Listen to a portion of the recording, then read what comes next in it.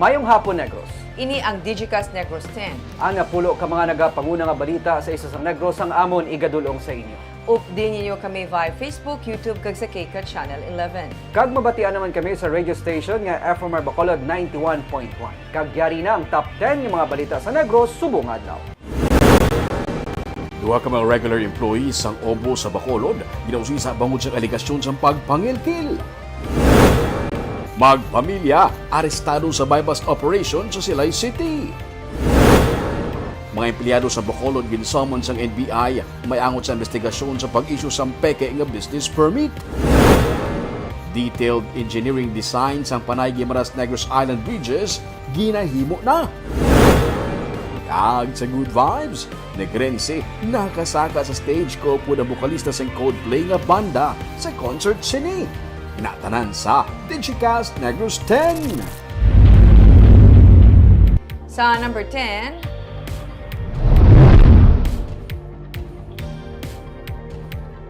mga empleyado sa Bacolod City nga ginaalegar may kangtanan sa pagpameke sa business permit ang ginsabpina sang NBI. Bacolod Mayor Albi Benitez duyag nga matumod ang ginaalegar sa sindikato sa likod sang pagpameke sa business permit. May report si Nico Delfin.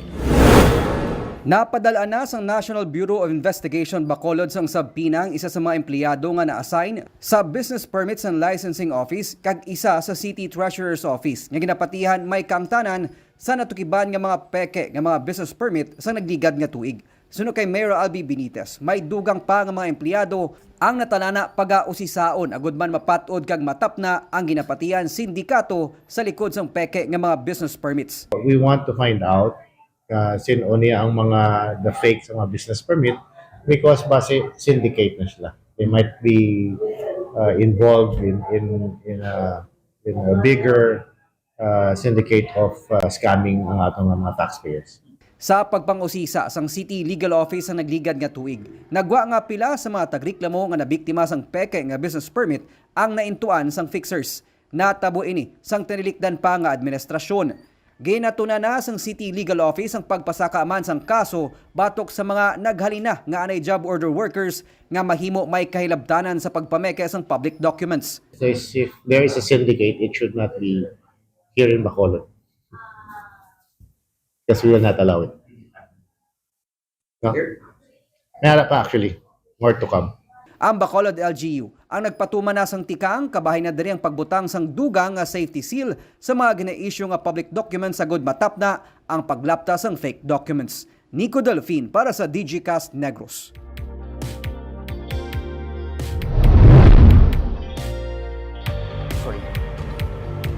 Sa number 9, kontrata sang IPM-CDC ang ginaplano nga i-extend sang syudad hasta sa bulan sang Pebrero. Wala pa sang may napili ang Bacolod LGU nga private garbage collectors samtang nagapadayo ng bidding process para sa masunod nga kontrata. Gani plano ni Mayor Albi Benitez nga i-extend anay ang kontrata sang IPM-CDC asa sa madason nga bulan. Ang IPM-CDC isa sa duha ka mga private garbage collector nga nagpasakop sa bidding. Sa Enero 31 magatapos na ang ila kontrata sa syudad. May 220 million pesos ang ginpain nga pondo sang syudad para sa magaserbe garbage collector kag hauler sang syudad.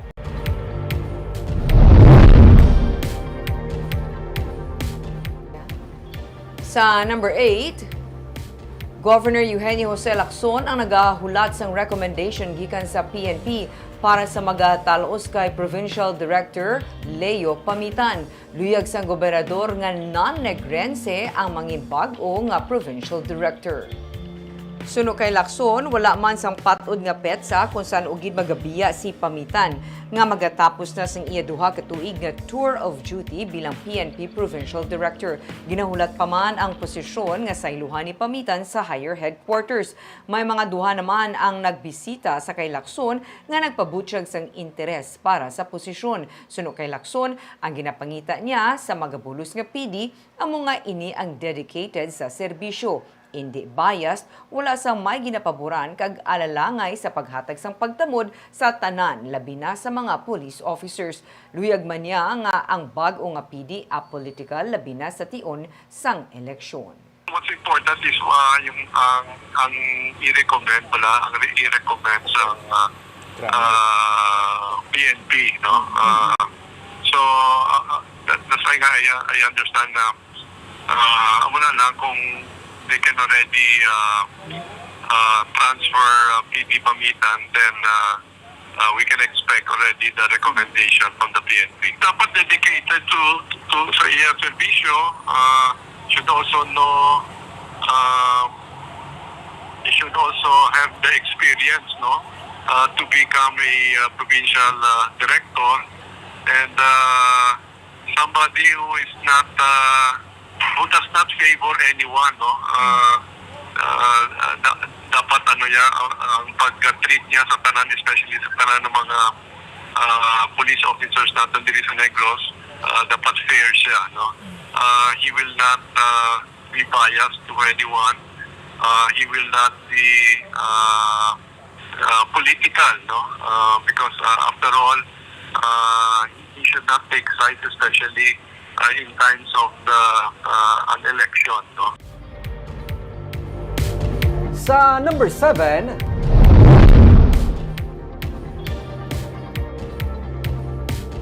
magpamilya ang nadakpan sa ginpatuman nga bypass operation sa Silay City. Arestadong 4 ka miyembro sang pamilya sa Silay City matapos makuhaan sa masobra 95,000 pesos nga balor sang shabu sa drug bust operation sang kapulisan sa Antonio Luna Interior, Barangay Mambulak, Las 8 kaina sang aga. Nadakpa na mag-utod nga Rene kag Ray Brose kag ang ila nga mga hinablos nga sanday Kimberly Brose Hilado kag Nick Lira. Nakakuha sa mga suspect ang napulo ka sachet sang suspected shabu nga nagabugat sang 14 grams kag iban pa nga mga bypass kag non-drug items. Detained karon sa kustudiya sang Silay City PNP ang mga suspect.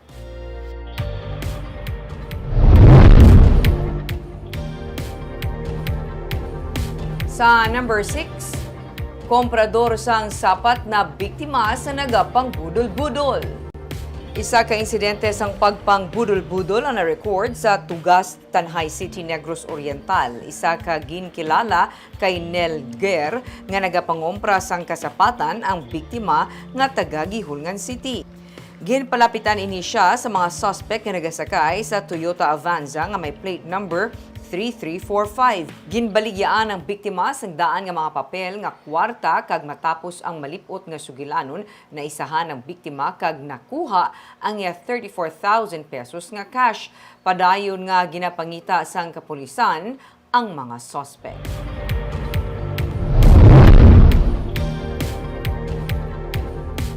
Sa number 5, senior citizen ang nalumos sa Dumaguete City. Samtang isa man ka 11 anyos nga bata ang nalumos sa Bacolod. Patayng senior citizen matapos malumos sa Siliman Beach, Barangay Bantayan, Dumaguete City, Negros Oriental, mga lasay sang aga kahapon. Ang biktima isa ka 75 anyos nga residente sang Barangay Bulok-Bulok, Sibulan, Negros Oriental. Suno sa mga saksi, kaupod sang biktima ang ianak nga nagalangoy sa baybay sang hinali na lang nalumos ang biktima. Ginhingagaw pa siya dala sa ospital pero gindeklarar nga patay na sang mag-abot didto. Samtang patay man ang 11 ka tuig nga estudyante nga lalaki sang nalumos sa Purok Siwol, Barangay Punta Taytay sa Bacolod kahapon. Suno kay Police Captain Michael Tuburan, hepe sang Police Station 9, may duwa pa ka mga upod nga lalaking biktima nga nagpaligo sa baybay. Ang biktima nga si alias Toto, ang residente sa Barangay Tangub sa Bacolod. Wala na gindala sa ospital ang biktima kag gindiretso na lang sa puninarya bangod wala na ini ma-revive.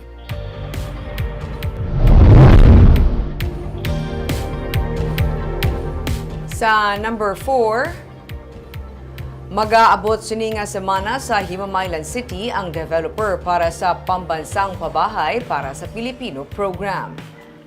Inisunod kay Himamaylan City Mayor Raymond Tongson nga nagpaathag nga ginapaabot ang pagsugod sa groundworks para sa 3,000 ka units nga tuyo itukod sa idalom sang amo nga proyekto. Sa poblasyon sunod kay Mayor Tongson igatukod ang mga 30 ka building para sa among nga mga housing units nga sa kabilugan nagabalor sang 4 billion pesos. Sang October 2023, tigayon nga naglagda ang Himamaylan City sang kasugtanan upod sa Department of Human Settlement and Urban Development para sa 4PH program sa idalom sang programa ni Presidente Ferdinand Marcos. Ikaduhang Himamaylan City sa Bacolod nga nagpakigbahin sa among nga programa.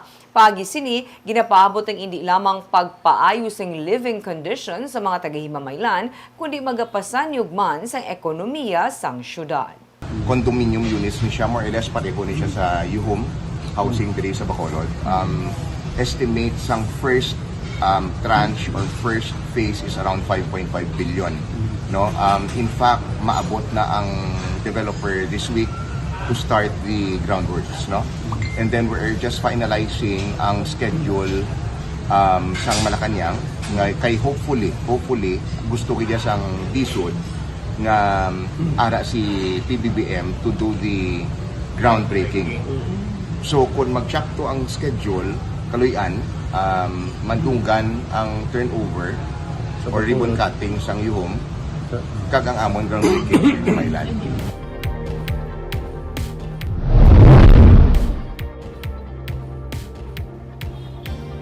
Sa number 3, Bacolod ang nagperma sang kasugtanan upod sa dugang private hospital sa Bacolod para sa BACCHIP program. 5 sa 6 ka mga private hospital sa Bacolod ang kabahina sang Bacolod Comprehensive Health Program o kon BACCHIP. Ang The Doctors Hospital Incorporated ang damlag nagperma na sang kasugtanan upod sa Bacolod LGU sa tuyo nga mapasiguro nga wala sang pasyente nga hindi madapatan sang medical attention sa tion sang emerhensya. Kabahin sa mga private hospitals nga nakalakip sa BACCHIP ang Riverside Medical Center, Bacolod Queen of Mercy Hospital, Bacolod Adventist Medical Center kag South Bacolod General Hospital. Sa buligman sang partner government agencies, luyag sang syudad nga mapasanyog pang BACCHIP paagi sa pagpasaka sang financial kag medical assistance sa mga pasyente nga taga Bacolod. Yeah, we can go beyond 15. Ang standard gid kay ang aton nga first nga ginhimo is tanan nga mga pasyente hindi mabudlayan magsulod sa mga private hospitals. Kaya kung magsulod sila sa private hospitals, ang primero nila nga pangayoon sa ila is a down payment of 15,000. Inaya automatic wala na na. Sa number 2,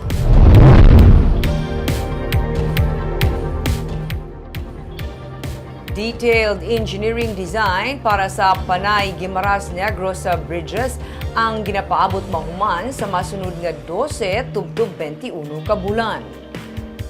Inisuno kay Governor Eugenio Jose Lacson base sa briefing nga ginhatag sa iya sang tiglawas ng Department of Public Works and Highways upod ang Korean consultants sang Lunes. Suno kay Lacson, sa masunod nga 12 ka bulan paabuton ang DED para sa Section A o kunang para sa Iloilo-Guimaras Bridge kag sa masunod naman nga 21 ka bulan ang sa Guimaras Negros Bridge o kun Section B. Dugang pa sang gobernador, may pondo na napain para sa DED sa idalom sang General Appropriations Act sa tuig 2024.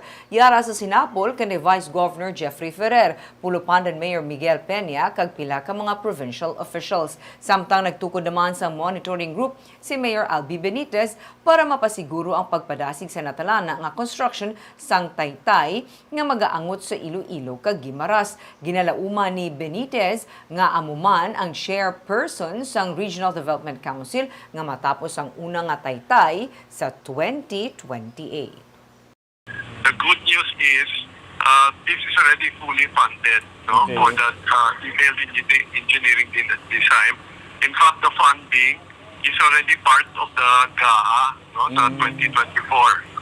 So that's the good news. So that's where we are right now, and what we can expect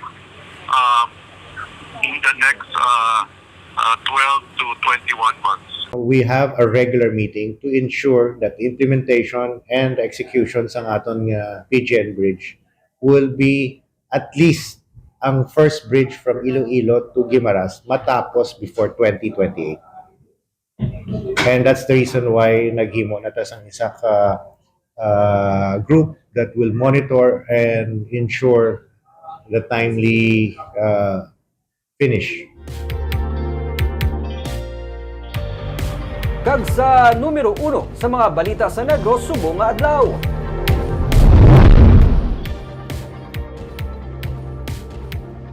Duha ka mga regular employees sang OBO ang ginausisa bangod sang pagpangilkil sa negosyante nga tagreklamo. Ginisyuhan na sang City Legal Office ang notice to explain ng duha ka mga regular employees sang Office of the Building Office sang Bacolod nga ginreklamo sang pagpangilkil. Ang duha nagaserbe nga building inspector sang OBO. Sunod kay Mayor Albi Benitez, mismo ang isa sa mga negosyante nga tagreklamo ang nagpalabot sang iya nga cellphone video sang aktual nga pagpangilkil agud lang mapadasig ang iya pagkuha sang requirements gikan sa syudad.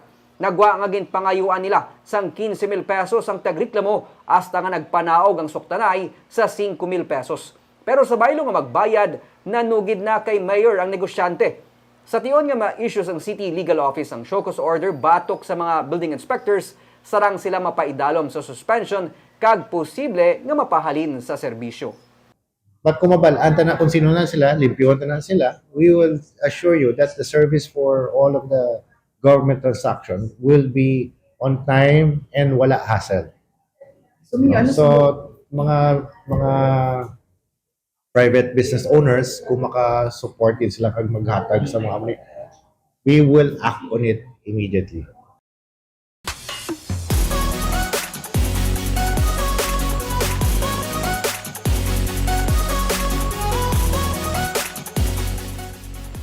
Sa Good Vibes, isa ka negrense ang nagsupot agud to siya ang makalantaw mismo sa atubang sang stage sa concert sang iya paborito nga banda, ang Coldplay. Pero wala siya naglaog nga siya makasaka sa stage upod mismo sa iya nga idolo. Ang iya nga istorya sa report ni Romeo Subaldo. We love you too. Okay, come with me, Francis. No, not before that. Let's go. Okay. Here, Francis, come sit with me. Okay. Sana all. Ini na lang ang nahambal sang milyon-milyon nga mga fans sang banda nga Coldplay sa masaksihan sa Philippine Coast Guard Ensign Francis Doren Balboa Baterbonia nga nakasaka sa stage. Nakatupad ang bokalista sang banda nga si Chris Martin samtang ginakanta ang iyang request nga hit sang banda nga Everglow. Bangod sa sini nga poster nga may nakasulat nga in 2017, I was at the far back, now I am this close, nasapakan ni Chris si Doren. Istorya niya, 2017, layo-layo sa iya pulungkuan sa paglantaw sa concert sa Coldplay, kay wala niya ini masuptan. Kag, sa mabalitaan, 3 years ago nga posible, isa ang Pilipinas sa mga venues sang isa pagid ka world tour sang banda, nagsupot na siya sang kwarta para makatindog sa atubanggid mismo sang stage. After sa to sila ko, kinala ko magbawi. The next time na magto sila, kinala ang goal is makapalapit na ka sa ila. So, pigado, gidya ang view ko naraka sa likod. Okay lang sa mga tubang, kasi makita pa nila stage. Pero pag nasa view ka na, lights na lagid, kag ang kamot sa nga sa tubang mo, nga may mga cellphones pa, amo lang imo makita. Nalipay na siya sang ginbasa ang nakasulat sa iya nga poster. Hey, in 2017, I was at the very back. Now I am this close. Pero, naghirit pagid si Chris nga pasakaon siya sa stage. Let's get this lady to come up. Ginpamangkot siya kung ano nga hit sang banda ang luyag niyang babatian.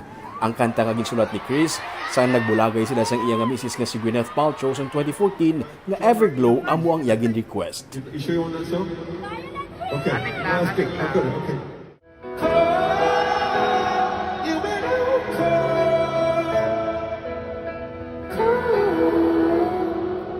There's a lot that you did.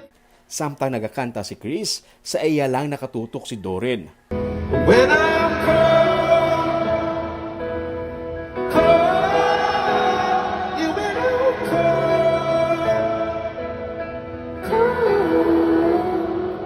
There's a lot that you did when I'm in shadow.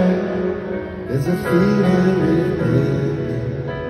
Never go. Matapos ang concert, wala na makatulog si Doren.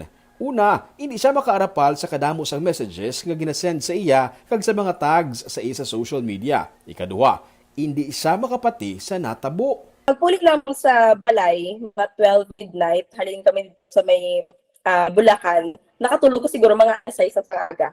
Kaya doon ginatay ko i-abs ba natabo. Pero doon hindi gusto ka tulog. And then, kagapon niya pang reply ko sa mga messages na kumbaga wala ko narapalan after that very night niya natabo. Messages nga na bato ko nagpasalamat sa nag-request ko daw sa favorite song nila ng Everglow, kay Chris Martin. Tapos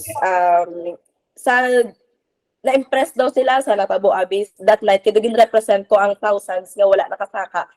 Para kay Doren, dreams do come true sa mga panahon nga wala mo ginapaabot. Hold on to that dream. Kay bisan pa maghimo isang plano sa imo ang makaako sang pila pa ka tinuig or pila ka dekada. Pero kung amo nang imong ultimate dream, hold on to that. Kay matabo, matuman gina in the most perfect time. Most of the time nakatabo siya, least expected mo pa nga moment na matabo.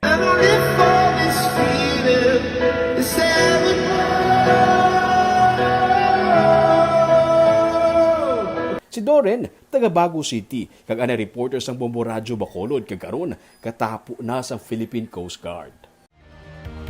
Barbs, doon, no, bala, no, nga makaupod mo ang ginag-idolo mo nga banda sa entablado ya sa isa ka concert. Kag Nick, sang pagwagid sang balita, do grab ako mismo do na feel ko gid kiti syempre personal ta mga kilala si Doren, no. Kag porti mabatyagan ta ginapalipay naman. Once in a lifetime yung itong moment eh. Kagamiyad to mga balita sa Negros Subong adlaw. Kay man sa panahon karon importante nga may ihibalo ka sa nagakatabo sa imo nga palibot. Pero dapat balanse kag insakto mga impormasyon. Padayon kami nga magapangalagad sa Negrosanon. Ako si Barbara Mijares. Kag ako naman si Nico Delfin. Tubtubwas, maayong hapon.